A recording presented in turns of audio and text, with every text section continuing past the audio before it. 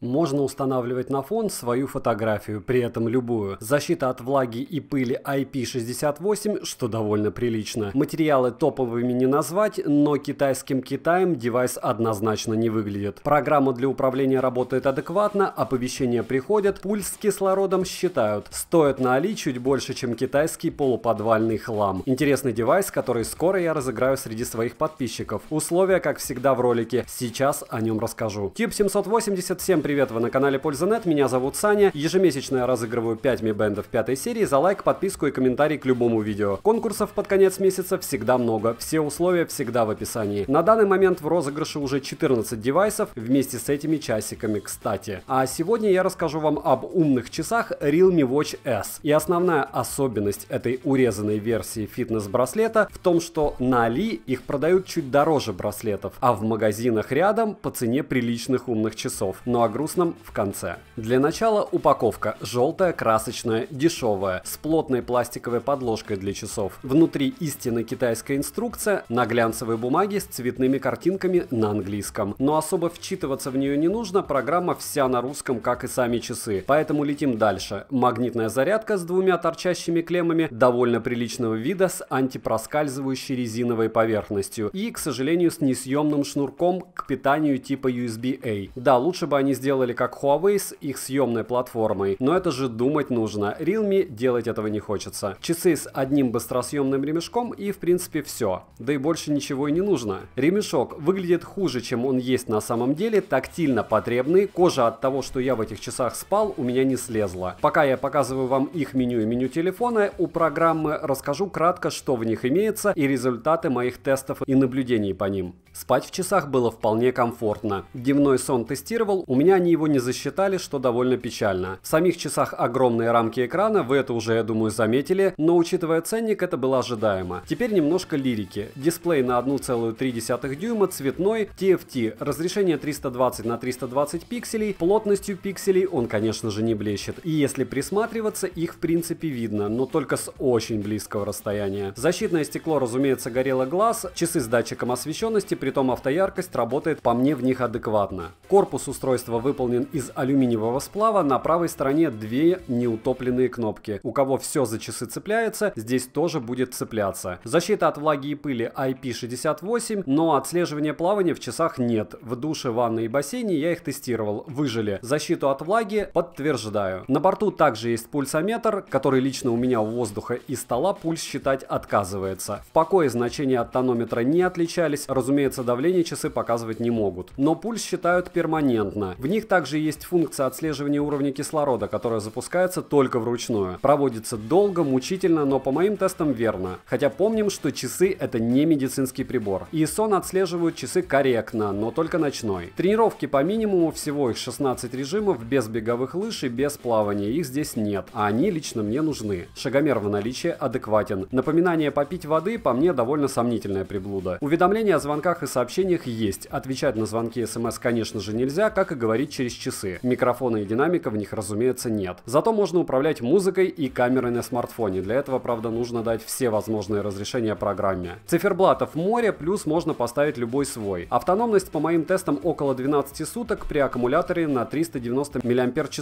Производитель обещает 15 суток. Я особо не знаю, что за супер эконом режим он предлагает. Я эти часы особо-то и не гонял. Хотя 12 суток это тоже очень даже неплохо. Габариты часов и вес вы видите на экране. 48 граммов это прям прилично они весят. Ремешок стандартный на 22 мм. И есть еще версия Pro у этих часов. Если этот ролик наберет 2000 лайков, закажу и их. И, конечно, они в разы интереснее, чем эта модель. Чтобы подключиться к девайсу, как вы заметили, нужно скачать приложение Realme Link, зарегистрироваться, подключить часы к девайсу, обновить часики и дальше настраивать. Bluetooth в часах версии 5.0 у меня при использовании не отваливался, но уведомления о разрыве связи в настройках я не нашел. На мужской руке смотрятся по мне лучше, чем они стоят. Стекло немного выпуклое, закрывает весь циферблат. Олеофобка по мне хорошая, но как быстро она сотрется, этот вопрос присутствует. По двум кнопкам. Верхняя переключает на вход в меню и обратно в режим циферблата. Нижняя открывает сразу же тренировки. Слегка бесит то, что с кнопок не выключить экран часов на данный момент. В этой функции в прошивке нет. В наличии только автоматическое отключение экрана. На солнце экран видно хорошо, автояркость работает адекватно. Повторяюсь, но это важно. И это редко редко встречается. Активация по повороту запястья тоже не барахлит. Даже пугаться начал, так мало стандартных косяков в этой железяке. Экран TFT виден под всеми углами, максимальная яркость космос, около 600 нит. А вот плотность пикселей печаль, 278 ppi, но шрифт четкий. Циферблатов море, правда, по мне они слегка печальны. Хорошо, что свое фото можно выставить на экран. DND режим, разумеется, есть. Входящие звонки отображаются, либо полностью отображается номер телефона, либо имя из телефонной книги. Сообщения приходят одновременно с телефоном. Читать удобно. 3 степени вибрации, слабая, средняя и сильная. Вам сильной хватит, чтобы вас разбудить. Плеером и камерой управлять удобно. Прямо с них. Главное, повторяюсь, не забыть дать разрешение программе. При снятых часах сон, конечно же, они не считают. Пульс определяется быстро, кислород мучительно долго. Будильник будет, но умного будильника здесь нет, и я уверен, что он здесь не появится. Экран довольно круто активируется по прикосновению. С другой стороны, разрешение экрана слабое, плотность пикселей низкая, нет GPS, нет Always On Display, нет NFC, часами нельзя платить, нельзя заливать музыку, подключать нагрудный датчик тоже нельзя, и нет мультизадачности. Внешний вид на любителя. Есть отзывы о раздражении от ремешка. Часы не синхронизируются в автоматическом режиме, пульс, шаги и сон только после открытия и синхронизации приложения. Для синхронизации автоматически необходимо, чтобы приложение всегда было в фоне или трее, как вы любите говорить. И это многих бесит. Как устанавливать сторонние циферблаты? Вопрос открыт. Но круто, что можно устанавливать свои фотографии на обои. Это вывозит и выглядит хорошо. Иконка показывает, от какого приложения пришло сообщение. Имя в сообщении тоже указывается, но смайлы не отображаются, что плохо. При звонке можно только убрать звук или сбросить сам звонок. В Pro версии AMOLED и тонкие рамки, и еще много всего интересного. Чтобы выиграть эти часы, достаточно поставить лайк, оформить подписку на 2 моих канала, этот основной и канал со стримами, в описании к ролику есть ссылка на него, и в комментарии под этим роликом дать ответ на вопрос: а какие бы вы купили умные часы за $56? Спойлер, для меня это одни из MSFIT. Цена по ссылке в описании к видео около $56, и не забудьте посмотреть в моем телеграм-канале по ссылке в прикрепленном комментарии промокоды на покупку на Алиэкспрессе. Вдруг сейчас идет распродажа и можно купить их выгоднее. Резюмирую, по цене на Али, как аксессуар, советую. По цене выше однозначно нет. Следующий обзор будет на Huawei P40 Pro, год без сервисов. Снимаю, кстати, все ролики на него. Смотрим топы на канале и приходим на еженедельные стримы по воскресеньям в 18:00. Они у меня тематические. На прошлой неделе мы разбирали топ-7 наушников от бренда Anker, и они все хороши. Ставьте лайк за труды, спасибо за просмотр. Девайс сюда или нет, Пользанет даст ответ. Добра и удачи вам, дорогие друзья. 3,